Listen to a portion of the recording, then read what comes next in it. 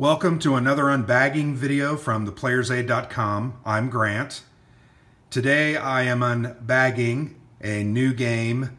I say new game, I think it came out, I want to say the end of 2017, maybe in December, or even the first of 2018 in January. But this is a new game from Tiny Battle Publishing.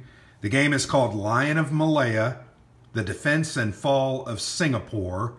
So this is an operational level war game focused on the Japanese invasion of Singapore. I think it's between December of 41 and February of 42. So you'll see the subtitle is The Defense and Fall of Singapore. So this game involves British Commonwealth troops fighting against the Imperial Japanese Army. The game is designed by Arrigo Vellaconia. Hopefully I didn't butcher that. And really nice looking cover. That's a pretty cool little representation of a lion there. And if you can actually see in the body of the lion itself, you can see there are British troops there. You can see a Spitfire kind of embossed in that. I think that's kind of cool. Nice thematic touch. But this is a polybag game, and I just hit the camera. I apologize. So this is a polybag game. Once again, newer.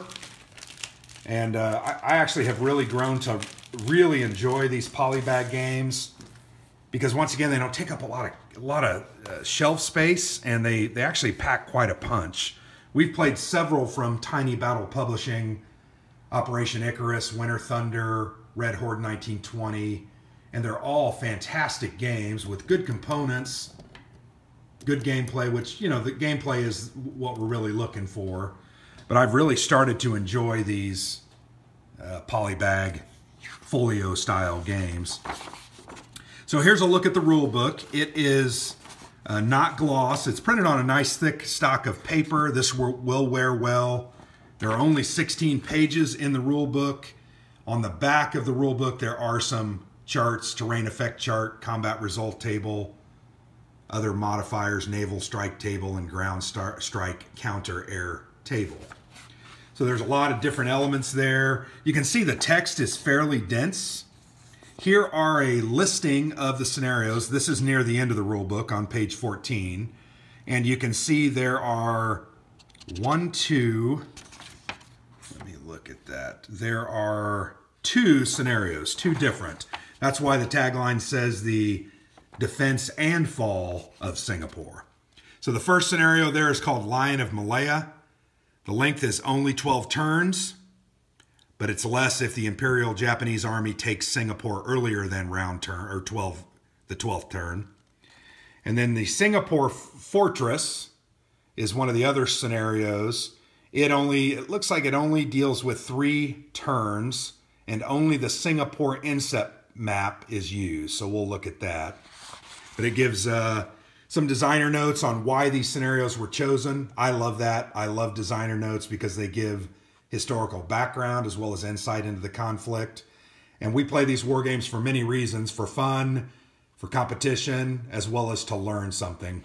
So that's kind of cool. Rules look pretty simple.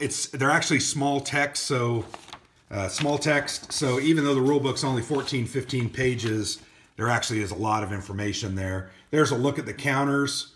They do have different unit designation, and nope, they don't have unit designations. They have size of those units.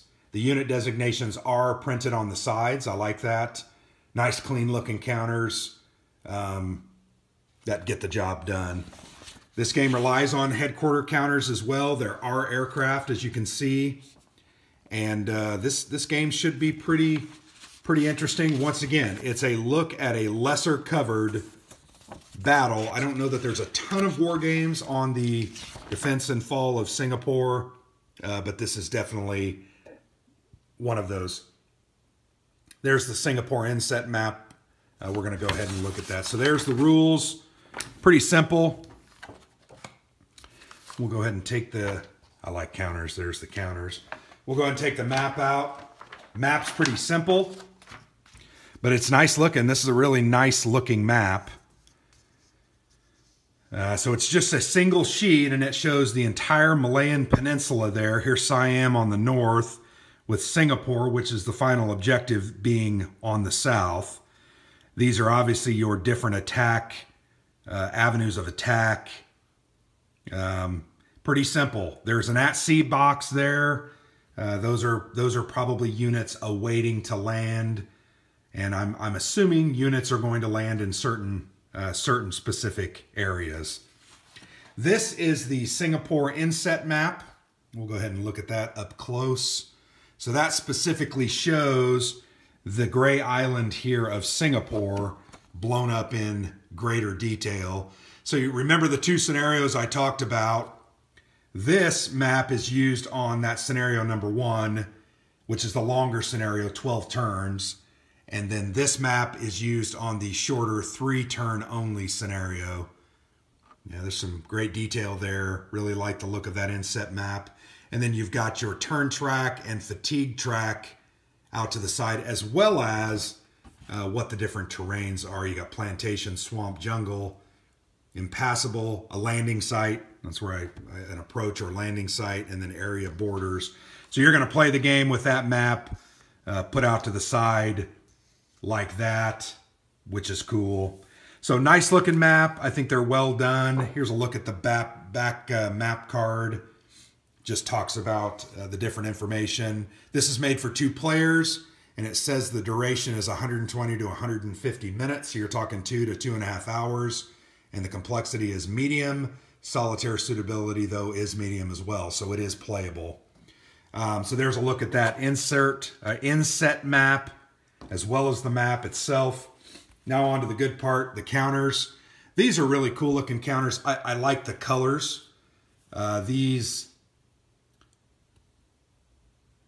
let me try to get my, so these, I'm trying to figure out which are the,